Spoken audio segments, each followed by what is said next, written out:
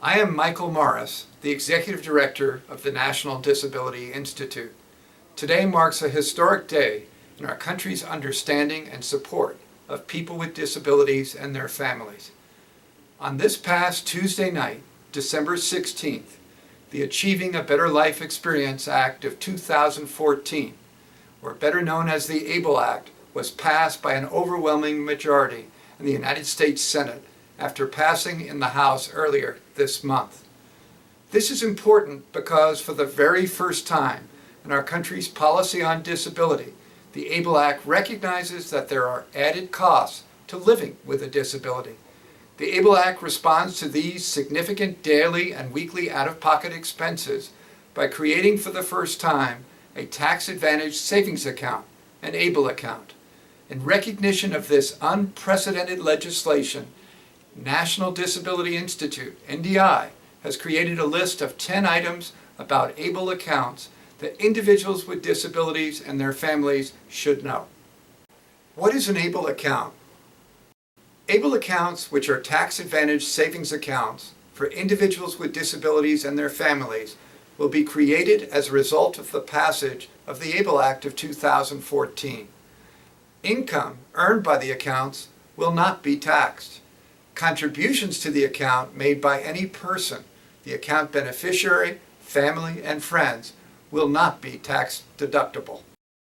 Why the need for ABLE accounts?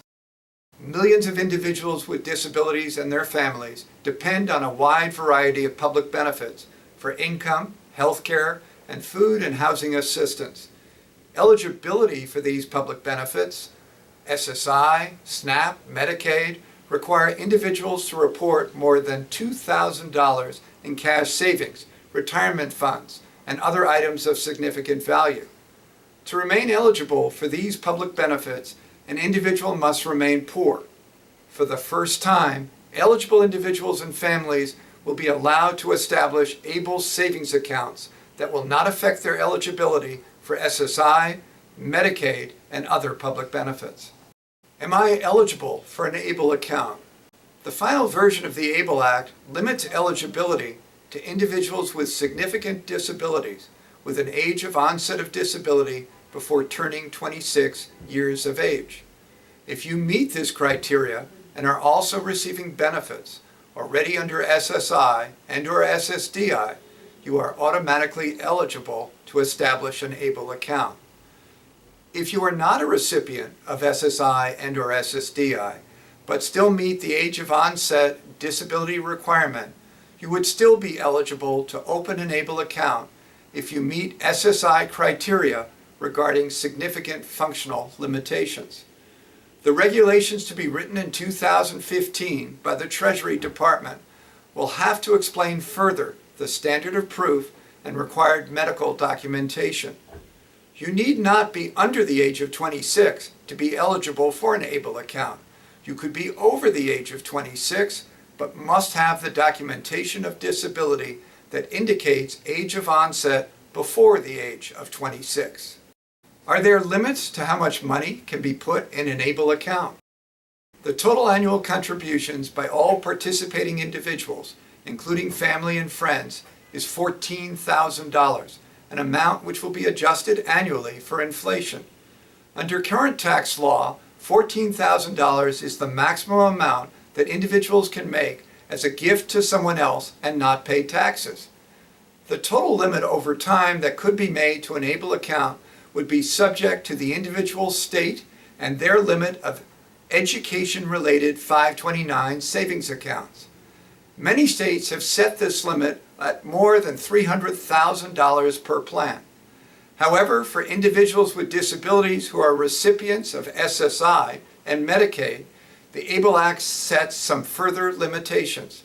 The first $100,000 in ABLE accounts would be exempted from the SSI $2,000 individual resource limit. If and when an ABLE account exceeds $100,000, the beneficiary would be suspended from eligibility for SSI benefits and no longer receive the monthly income. However, the beneficiary would continue to be eligible for Medicaid. Which expenses are allowed by ABLE accounts? A qualified disability expense means any expense related to the designated beneficiary as a result of living a life with disabilities. These include education, housing, transportation, employment training and support, assistive technology, personal support services, healthcare expenses, financial management and administrative services, and other expenses which will be further described in regulations to be developed in 2015 by the Treasury Department. Where do I go to open an ABLE account? Each state is responsible for establishing and operating an ABLE program. If a state should choose not to establish its own ABLE program, it may contract with another state to still offer its eligible individuals with significant disabilities the opportunity to open an ABLE account. After President Obama signs the ABLE Act, the Secretary of the Department of Treasury will begin to develop regulations that will guide the states in terms of, first, the information required to be presented to open an ABLE account, second, the documentation needed to meet the requirements of ABLE account eligibility for a person with a disability, and third, the definition details of qualified disability expenses and the documentation that will be needed for tax reporting. No accounts can be established until the regulations are finalized, following a public comment period on proposed rules for program implementation. States will begin to accept applications to establish ABLE accounts before the end of 2015. Can I have more than one ABLE account? No. The ABLE Act limits the opportunity to one ABLE account per eligible individual with significant disabilities. Will states offer options to invest the savings contributed to an ABLE account? Like State 529 college savings plans, states are likely to offer qualified individuals and families multiple options to establish ABLE accounts with varied investment strategies. Each individual and family will need to project possible future needs and costs over time, and to assess their risk tolerance for possible future investment strategies to grow their savings.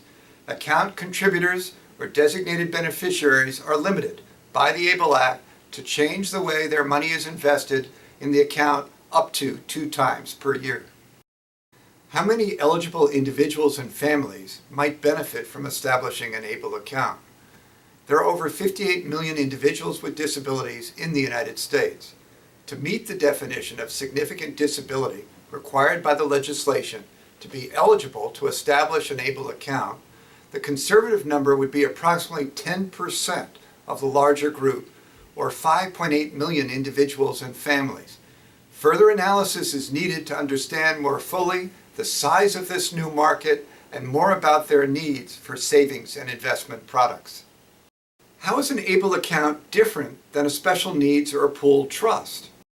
An ABLE account will provide more choice and control for the beneficiary and family. Cost of establishing an account will be considerably less than either a special needs trust or pooled income trust. With an ABLE account, account owners will have the ability to control their funds, and if circumstances change, still have other options available to them. Determining which option is the most appropriate will depend upon individual circumstances. For many families, the ABLE account will be a significant and viable option in addition to rather than instead of a trust program. For more information about the ABLE Act and what it might mean to you and your family, please visit with us at the website of National Disability Institute. You can find us at www.realeconomicimpact.org.